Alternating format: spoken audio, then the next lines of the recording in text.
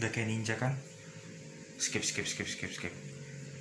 Sebelum saya memperkenalkan diri, izinkan saya sedikit memberikan semangat karena di negeri kita atau bahkan di bumi ini sedang mengalami musibah yang cukup besar, yaitu kita kedatangan virus congorna tetangga atau virus corona COVID-19. Dan saya ingin memberitahu, jangan lupa buat kalian untuk selalu memakai masker dan sarung tangan.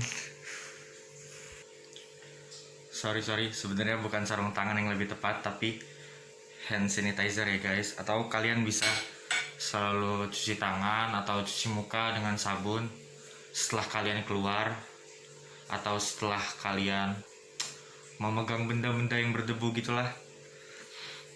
Agak ngap ya. Oke, saya akan memperkenalkan diri.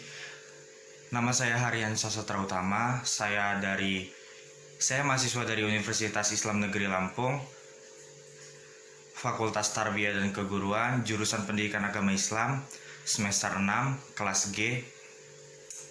Saya di sini dibilang ngevlog. Ya begitulah, saya dapat tugas dari Pak Wening Kolbu atau yang biasa disebut Pak E di kelas kita. Jadi saya akan sedikit mensurvei atau mengeksplorasi salah satu usaha. Sebenarnya usaha ini dibangun oleh orang tua saya sendiri. Panas banget ya. Oleh orang tua saya sendiri. Usaha orang tua saya ini warung kelontong. Didirikan udah dari tahun 1988 dari ibu saya belum menikah dengan ayah saya. Lalu sekitar tahun 2000-an, ibu saya tidak hanya membuka warung kelontong saja, dia membuka warung nasi Padang, atau bisa dibilang rumah makan Padang kecil lah. Karena menurut ibu saya, selagi kita punya kemauan atau kemampuan, kita pasti bisa melakukannya. Jadi ibu saya mengeksplor lah pada saat itu, nggak hanya warung kelontong, karena dia juga punya kemampuan memasak. Jadi dia membuka rumah makan Padang. Singkat cerita, sekitar hampir dari 1988 sampai 2014, berarti sekitar 26 tahun ibu saya menjalankan usaha. Lalu ada sedikit masalah dan kendala gitulah, karena memang kan usaha yang didirikan oleh ibu saya memang tempatnya itu masih bersifat ngontrak, bukan punya sendiri. Jadi waktu itu sudah tidak disewakan lagi dan bisa dibilang mengalami penurunan, karena kan warung itu kan warung kelontong dan barang-barang itu kan ada jangka expire-nya. Jadi kalau misalnya tidak dijual pasti expire kan, dan pada saat itu mengalami penurunan, jadi sempat vakum selama kurang lebih 2 tahun.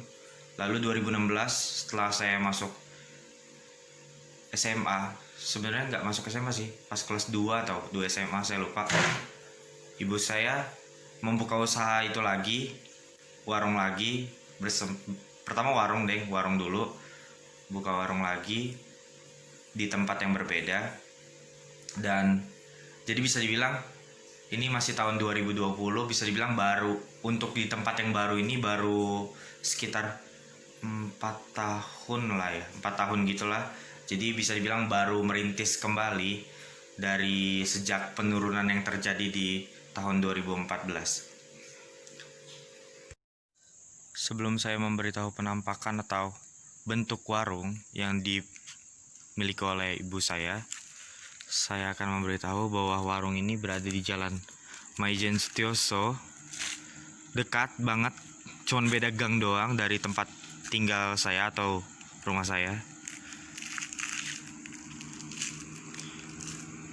Ini dia bentuk atau penampakan warungnya. Dan ini isi warungnya. Sebenarnya ini mengalami penurunan sih, sudah hampir sebulan ini, karena memang di negara kita kan sekarang lagi lagi lockdown gitu lah ya. Jadi banyak orang yang nggak mau keluar dan bahkan takut untuk warung karena menurut mereka takut ada virus congor tangga itu sih.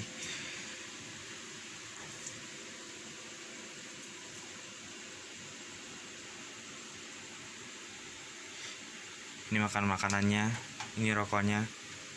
Seperti yang saya bilang tadi, mengalami penurunan ya. Karena memang beberapa stok itu habis dan bahkan mau beli ke pasar pun takut karena ada virus congor tangga. Sebenarnya ini titipan orang, brownies, orang nitip gitu. Kasihan juga sih sebenarnya sampai jamuran gini. Karena memang semenjak ada virus congor tangga ini pada takut orang mau ngapa-ngapain.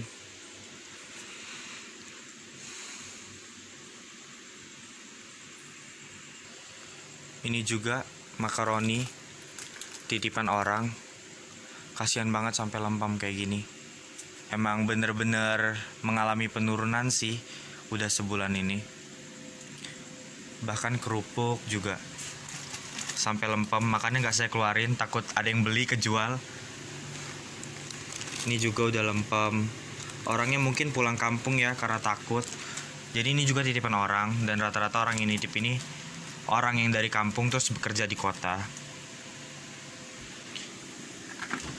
Oh ya, saya belum cerita. Sebenarnya ini kulkas untuk sayur matang ibu saya. Jadi kan sebelumnya saya udah bilang kalau saya ibu saya punya warung nasi juga, berada tepat di sebelah sih, di sebelah warung kelontong ibu saya. Nah ini warung nasinya, warung nasi kecil sih sebenarnya. Jadi emang warung nasi ini udah, kalau dari warung nasi ini udah hampir 3 bulan ibu saya nggak buka karena memang keadaannya sepi dan bahan-bahan pokok pada naik. Jadi menurut ibu saya udah pernah dijalanin selama 1 atau 2 hari gitu kan, karena memang pengeluaran tidak sesuai dengan pemasukan, jadi mendingan gak usah dilanjut.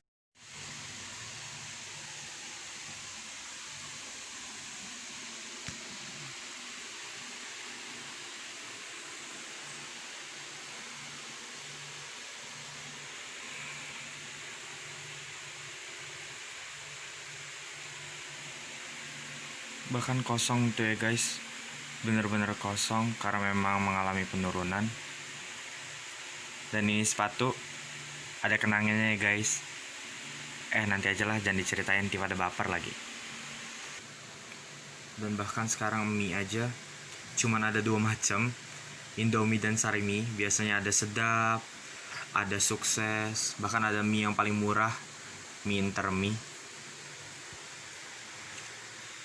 Ini roti perempuan ya guys, ini yang gedenya. Nah ini dapur tempat masak rumah makan Padang ibu saya ya guys. Karena memang seperti yang saya bilang, udah 3 bulan ini memang tidak berjalan karena memang bahan-bahan pokok pada mahal. Terus konsumen sekarang itu maunya belinya juga yang murah. Dia nggak ngerti aja bahwa kondisi barang-barang tuh mahal, tapi dia maunya yang murah aja belinya. Jadi emang permasalahannya ada di situ sih. Karena memang nggak jalan lagi ya, beginilah bentukan sekarang rumah makannya. Emang rumah makan ini kecil, paling kalau misalnya orang makan itu cukup cuma 4 orang di dalam sini. Bahkan sekarang ada motor. Saking nggak kepake lagi tempat ini, kepakainya untuk nyimpen motor doang. Itu aja sih sedikit penampakan warung kelontong dan juga mantan rumah makan, karena memang udah 3 bulan gak jalan. Karena di sini saya ngebuat vlognya bertujuan untuk memberikan ide agar usaha yang dimiliki ibu saya ini lebih berkembang lagi. Jadi kalau ide saya yang pertama, kalau untuk usaha kelontong dulu ya, yang pertama, karena memang ekonomi lagi turun, bisa dibilang begitu, karena memang kan uang nggak beredar, maksudnya uang nggak terlalu beredar karena memang kita lockdown kan di rumah aja. Jadi menurut saya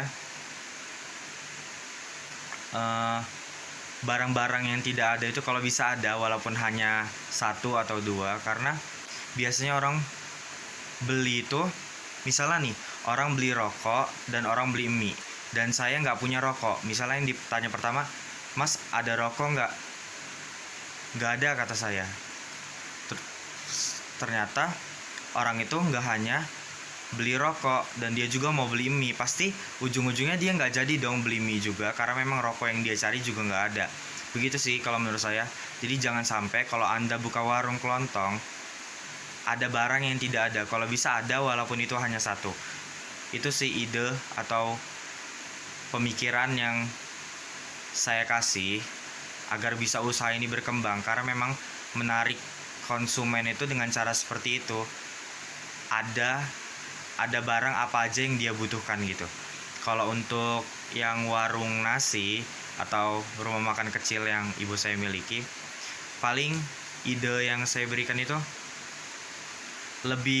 seharusnya ibu saya lebih berani mengeksplor, karena kan memang ini rumah makan Padang yang udah identik dengan pedas ataupun ya rendang bentuknya begitu. Kalau menurut saya ibu saya harus mengeksplor, mungkin bikin rendang versi baru atau dicampur dengan yang belum pernah, atau dicampur dengan kentang atau dicampur dengan bahan-bahan lain lah yang lebih unik. Dan mungkin yang kedua masalah tempat ya, karena memang kan orang zaman sekarang itu pengennya tempat yang nyaman. Jadi mungkin ibu saya bisa lebih memberikan perubahan pada tempat, lebih kekinian biar orang yang makan pun nyaman. Itu aja sih ide dari saya. Dan sebelum saya tutup, saya mau memohon maaf dulu karena memang saya bukan ahlinya di bidang ngevlog, karena memang ini tuntutan tugas dari Pak Wening Kolbu atau Pak E yang akan disebut Pak E di kelas kami. Dan saya juga mau terima kasih kepada Pak E karena Pak E lah saya berani megang kamera kayak gini, karena sebelumnya saya nggak berani karena saya pemalu. Sedikit pemalu sih, emang pemalu. Kadang-kadang sih malunya, biasanya juga malu-maluin. Sebelum saya tutup, saya mengucapkan terima kasih kepada teman-teman atau saudara-saudara saya se-Islam dan se-Muslim yang sudah mau menonton video yang amatiran ini.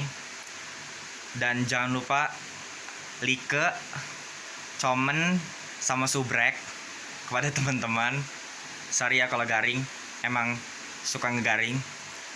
Sekian vlog singkat dari saya, semoga bermanfaat bagi kalian dan bagi saya juga, karena akhirnya saya nggak dapat nilai jelek kalau ngebuat vlog ini. Saya akhiri, wabillahi taufiq wal hidayah. Wassalamualaikum warahmatullahi wabarakatuh.